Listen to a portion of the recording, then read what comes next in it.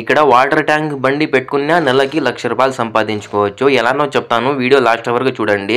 ఈ బండి ఆయన ఒక రోజుకి 5 ట్యాంకర్లు అమ్ముతాడు. 5 ట్యాంకర్లు అమ్మితే ఎంత వస్తాదంటే 750 రియాలు వస్తాది. ఇతన్నే డ్రైవర్ ఇక్కడ ఉన్నాడు చూడండి, ఆఫ్రికన్ వాడు. ఇప్పుడు మళ్ళా వాటర్ కోసం ఫోన్ చేసింటే ఎవరో పరిగెత్తుకుంటూ వెళ్తున్నాడు చూడండి. ఒక్క నిమిషం లేట్ చేయడు, ఫోన్ వస్తానే తొందరగా వెళ్ళిపోతాడు. ఒక రోజుకి 750 రియాలు అంటే నీళ్లు పట్టే వాళ్ళకి 250 రియాలు పైన, వీళ్ళ బండికి పెట్రోల్ 100 రియాలు పైన 400 మిగులుతాది ఒక రోజుకి.